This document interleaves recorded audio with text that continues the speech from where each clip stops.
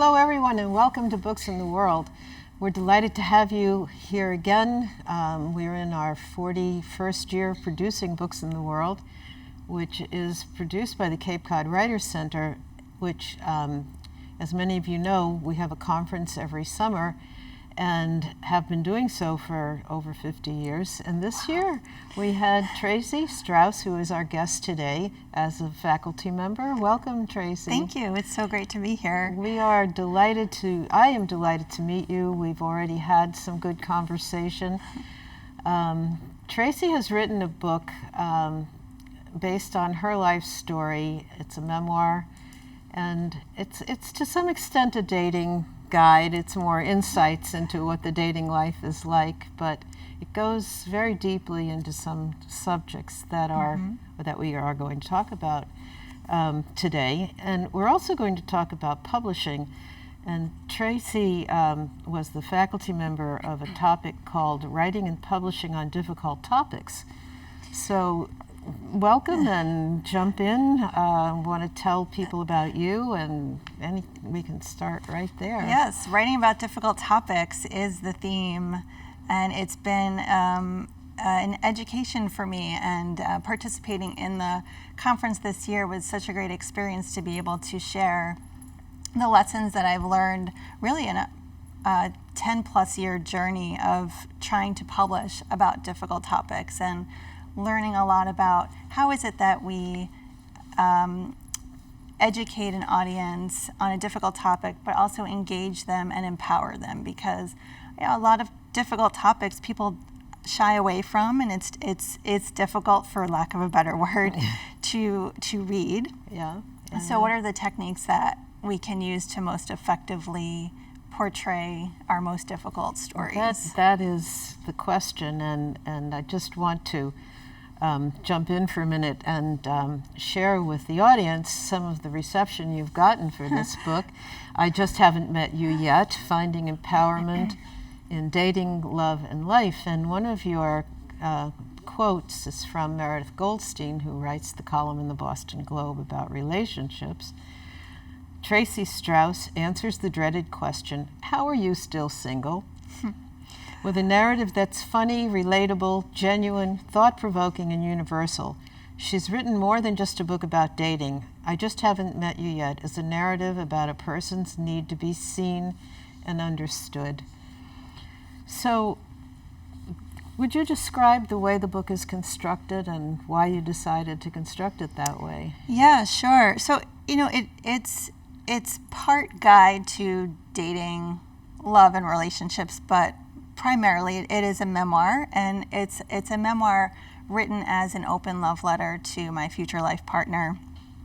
And the letters begin a chapter and then segue into narratives that depict or illustrate my journey to dismantle the effects and stigmas of an abusive past, and to break free of some pretty negative relationship patterns that I found myself in, and also to really conquer my fear of just truly being seen by the world, flaws and all, which I think is such a universal struggle for so many of us. You talk about it as a memoir, and I don't know if when people first look at the cover and think about it being a dating book, and then you say it's a memoir, there's a lot about this book that hits the reader with almost your head bounces back, because it's so deep and so it's difficult material. You are the survivor of bad parenting, to say the least, and those are my words. Your father was an abuser. You and I were talking about the possibility of calling his behavior the Lolita syndrome, and you had to deal with that. And your mother was suffering in her own ways, but didn't help you much. How difficult was it to write about this? It wasn't difficult per se for me to write about it. It was more difficult to get the writing out there, and to bring the story into the light, and to have have the general public and the publishing industry and society responding, so that in this journey of it was about a decade of trying to get my book published, I really came up against this culturally conditioned fear around acknowledging sexual abuse, talking about it, understanding it, hearing about it, and doing something about it. There's, I actually heard from industry professionals that it was more acceptable to publish a story about murder than it was sexual abuse, and that was shocking to me. And I realized, I needed to find a way to mitigate the harsh realities on the page so that my reader wouldn't turn away and my reader would come along for the ride. There's difficult subject matter, but it's more about how do we all overcome hardship in our lives in order to live a more fulfilling life. And I think it's a more universal struggle that it's very human. Yes, but you did this after you were able to speak so lucidly and calmly about this after many years of therapy. You talk about the diagnosis of PTSD. Yeah. And I thought maybe you could just briefly tell people what PTSD means in your life, because I think, generally we think of it, it's survivor guilt from a battle, but there's a lot more to be said about it. Yeah, the general perception when you hear PTSD is, oh, were you in war, in the war? Have you been in war combat? And no, that was not the case for me. I was in my own kind of personal war combat. Complex PTSD is generally what occurs for people who've had prolonged trauma, sexual abuse, domestic violence. Lots of different traumas can fall under that category, and there are many different symptoms of it. Judith Herman actually writes a book called. She's written a book called Trauma and Recovery, which it's a great manual of sorts, very accessible to the whole underpinnings of PTSD and the stigmas about it. But PTSD is a normal reaction to abnormal circumstances, and the therapy that I've undergone to get to the other side of this ordeal is how do I put myself back together again. So, people who have PTSD may have a range of symptoms depending on where they are in their recovery. Before I went to therapy, I had a lot of intrusive memories, difficulty concentrating, anxiety, depression. So those things can be part of the symptoms that are manifested. So everyone kind of has their own sort of cocktail of symptoms that you used a term I haven't heard before, I think complex PTSD. Yes, yeah. That's a new one on me. You write with genuine fondness or sincerity and compassion for yourself at some point, and I admire that. I think you did a lot of work here, a lot of work, and humor. Yes. Talk about a little bit how you learned. I think I read somewhere through writers groups and feedback that you needed a way to present this material. Yeah, I've always had a sense of humor, even though I've gone through some pretty horrible experiences, and my sense of humor has been my way of it's just a life-affirming kind of thing. And whenever we're dealing with difficult material, I think we need a way to have a break from time to time. And as I was workshopping my chapters, I began to understand. I'm not writing this story for myself. This is for an audience, and so I have to be a guide for my reader. And my reader has not had the experiences that I've had, and I don't want my reader to get flooded or numb out or turn away. So what are the techniques that I can use to keep my reader with me and feeling okay and knowing that I've gotten to the other side, and so my reader can as well. And levity is one of those techniques. And sometimes we're in the darkest of moments, we might have this comical thing happen that just allows us to move forward. So that's been important to me in my life and also in the book. And I think, as you know, there are many comical moments. Dating can be very absurd. Dating. We haven't talked much about the fact that you were dating in your 40s, and yes. you had all the trauma that would go with that anyway. Yes. Yes. Anybody looking for love when they've been that far into life and right. had so many experiences, that's a hard thing to do. We shared some of those, actually. Yes. Actually, there's I like the letter format. The letters that you write to this hoped for future lover, they're very sweet and they're very heartfelt, and I do hope that whoever reads them and becomes or is, we won't go there, your mate will appreciate them for what they are. I asked you to take a look at a page or two and perhaps read, and Sure. It's about love. Would you take a look there? So the letters themselves are meant to reflect the intimacy of partnership, and then the letters then segue to these narratives that illustrate a single woman's journey to actually finding that partnership. So this is from chapter 5. I want to know what love is, and I'll read a short excerpt. Dear future life partner, for years I yearned to know what love was. I bumbled around, brainwashed by my family's definition, which stymied my love life. But I wasn't the only one struggling with the meaning of love. I think the men I met were too. I want to know what love is with you. How do you define love? How do we as a couple define it? What in your life has affected your ideas about love and how to find it?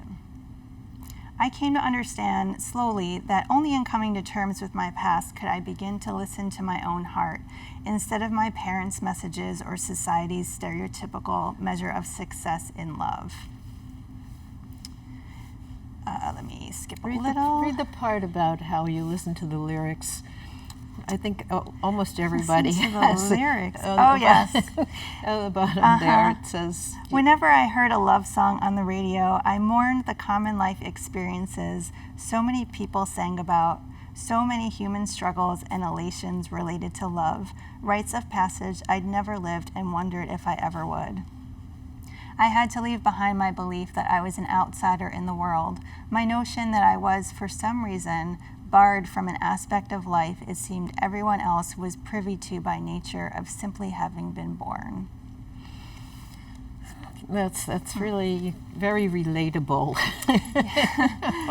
I tell our audience that Tracy and I are at very different stages of life, but when I picked up this book, I thought, well, this is not going to be for me because I'm not looking for finding empowerment in dating, love, and life right now. But I did set out when I was in my early 50s to find a new love. So it came back to me. But also the whole subject of relationships when you're going through high school and college. Right. And those earlier years when you're going through your career and trying to find yourself as a professional person, as well as looking for that mate so that then you can have children and go along the path. And we're not necessarily on that stereotypical timeline. In fact, so many of us are not. And I think that's one of the big messages in this book is that so many of us are not on that traditional timeline, or we may be on it and then something happens in life and we're no longer on that traditional trajectory, and that's okay. It's not a sign of anything bad. It's just life, and I think a lot of people don't talk about that because there's a shame factor. Just the messages that bombard us in the media about when we're supposed to find love, how that love is supposed to look, and so on and so forth. I can see why you've become a relationship blogger and a speaker on this subject, because you're right. You had me thinking about women that I know who are single at different stages of life, and the fact that we don't really talk about it. How's everything? Did you go here? Did you go there? Right. But you may not, and especially if people have stopped looking for a mate, you kind of, or even date, right. kind of don't bring the subject up if it's right. And it's not even difficult. just women, but men too. Sure. So many people, and it's we just have to keep going. Yeah. You never know what's right around the corner. So I wrote in my notes, who will relate best to this book? And then I said, women in recovery, single women, older, younger, readers of memoirs, mothers and fathers. Mm-hmm. I had the feeling that there may be parents who don't know what's really going on in their children's lives that could enjoy reading this book. Yeah, so there is a storyline in the book about my relationship with my mother, and and how she reacted when I disclosed to her that I had been sexually abused, and how we had very different styles of dealing with it, and we grew estranged, and how it is that we found our way back to each other, and the mother-daughter relationship is always a complex thing, but when you throw trauma into it, it makes it even more complex. And so I've actually received a lot of notes from readers who have related to that thread in the book. Including me. Yes. Well, you were very, I don't want to say kind, but you were very willing to really look at her and her needs and her what had led her to where she was. I mean, it was all a very long process, and I think in understanding my mother's perspective, which actually happened a bit through her own writing, and my discovering her own writing, was something that allowed me to really see the whole picture and to see her as a flawed human being, and to know the love that we shared despite the conflict. That's good. You probably needed that. Yes. Speaking of writing, tell us more about your journey to getting this published. Oh, yes. I read some of the statistics. Just let me tell the audience, if you're a writer, don't give up. Right? Do not give up. This is a story of persistence, not only in my personal life, but in the publishing world. So it, as I mentioned, is about a 10-year journey. I queried over 300 literary agents. Over the course of 10 years, I signed with 3 on different manuscripts, and not at the same time. We approached many publishers. I was told time and time again that any nonfiction book with a context of sexual abuse would not be sold, and that there were one of 2 reasons. One was that the market was flooded. The other was that there was no readership. And those were paradoxical statements. And what it really pointed to was fear. And as I mentioned earlier, a cultural conditioned fear around the subject matter. And the Me Too movement came along in 2017, came back in 2017, and allowed for the door to open a little bit, very little bit, but still we weren't able to sell the book. And my agent decided that that was the end of the road, and I didn't know. I thought, okay, maybe now this is just not going to happen, and I need to just face reality. And a friend of mine said, I think you need to write about the obstacles that you've encountered in trying to publish this story. I mean, this book, yes, it has a context of sexual abuse, but it's about so much more than that. And I wanted to find a publisher who would understand that, who would look beyond. This is a story of transcendence, and this is a story of overcoming hardship, not just that plot point. And so I wrote an essay, and Publishers Weekly picked it up, and Ms. Magazine reprinted it, and my publisher read it and reached out to me, and 2 weeks later after reading the book, they offered to publish it. So you never know. I really thought it was the end of the road, but it was just the beginning. Do you think that it's a good technique for writers to think about writing an article or an essay or an opinion piece? Or Definitely. Yeah. I think it's a great way to build your platform, but it's also a way to become an expert on the topic that you're writing about, and you never know who's going to read it. Yeah. So what are you doing now, other than being out here promoting your book and enjoying meeting people, I'm sure? Yes. Well, I teach full-time at the New England Conservatory. I teach writing in Boston, and I moonlight as a Zumba instructor at the YMCA. Good for you. And I'm thinking about my next book. Which we're not going to talk about, most likely. But the story about being a Zumba instructor, I had thought about asking you about that, because that comes out very poignantly in the book as well. Can you tell that part? Yes. So for this was a number of years ago. I stumbled upon a Zumba class at my gym, and it looked like so much fun, but I was too afraid to go in to the class to try it. I thought I would make a fool of myself, and so I spied on the class for about a year from the Stairmaster in the gym until I just couldn't stand it anymore, and I went in, and it transformed my whole way of seeing myself and my place in the world. And I just had the most welcoming instructor, and he just accepted people from where they were at, and we were all just in there being whoever we were, and I wanted to pass that along. And so a few years later I went through teacher training, and here I am. There you are. I may be jumping back and forth, but you write so touchingly of that episode and all kinds of other things, which comes back to the subject of writing a memoir. And I know from the Writers' Center there are many people interested in writing memoirs. So what are your thoughts about why write them, who reads them, what's the best way to package them? Any thoughts about memoirs in general?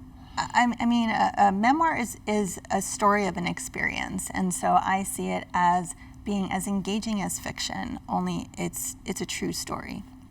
And so to embark on the journey of writing a memoir is to excavate some really meaningful, purposeful part of your life, and to share it with others, to share what it is that you learned from that experience, and maybe even to help someone else in the process. And so I encourage everyone to do it. So, I don't know if we already said this, but is it Bustle that said you were one of the 8 women with advice worth listening to? What is Bustle, first of all? They're an online publication. Okay. Yep, they do news, feature stories. They do lots of things. Yeah. Yeah. And the other women with advice worth listening to that you are on the list with are included? Cheryl Strayed was on the list. And she is the author of Alive. What was the name Wild. of it? Wild. I want Wild. to say Alive, with the hiking story. Yeah. Joan Yeah. Didion. Joan Didion is a master of the memoir. Yes. Yeah. Yes. A few others. A few others. So another, and this sort of is part of the publishing world that I when you look at your online presence, you have an interview with Ms. Magazine, Ms. Digital. Yes. And it has 1,300 views. Did you know that? I did not know that. Did not know that. So I hope you're selling as many books, and I'm sure you are. And then you had an interview with something called the Rumpus Room. What is the Rumpus Room? It's the Rumpus. The Rumpus. And I made it the Rumpus Room. And they are an online publication. I used to be their essays editor. Okay. Roxanne Gay is known for as well for working on it. Cheryl Strayed, Steve Almond. And they interviewed me about the book. They do author interviews. They publish essays, memoir, fiction, poetry. They're very, it's very important to them to have a variety of voices, diverse voices, to allow marginalized voices in particular to be heard. So I really respect them and their publication. They do a lot of great work. Very good article. You made a lot of points about writing in your book, and the Ms. interview covers some of the more terminology of recovery and what women who have been victims are going through. Right. So we only have a few minutes left, so I was thinking maybe one way to end this is to talk about, and the levity part of it was your advice, your dating advice. There was a Huffington Post article that had 12 or so. Do you remember what your dating advice is? The Huffington Post piece was a public service announcement for a first date, and it was written to a date that I had. It ended up that he was actually still married, and on the date I found this out, and so I was so disturbed by the date that I had to write it out, because for me writing was and has always been my way of coping with life and figuring it out, and then it ended up in the Huffington Post, and that actually caught the eye of a producer of a talk show, and anyway, so again, you never know who's going to read what and where you're going to end up, and that's all in the book here. But dating advice, I think, have an open mind, never lower your standards, and always have a sense of humor, and have faith that you will find your life partner. Well, good for you. Well, thank you so much for coming. Thank you for having me. We are going to have to say goodbye for now. Maybe we'll meet again. Tracy's book is available everywhere. She has an online presence, as we've been talking about, speaks regularly. I noticed something was coming up soon. Yep, I'll be at the Boston Book Festival on October 19th. Okay. And you can, people can contact me through my website, tracystrauss.com. I'd love to hear from readers. And thanks Thank you for having so much me. for coming. Thank you. We appreciate it, Thanks. and I've enjoyed meeting you. It's been great to be here. Thank you.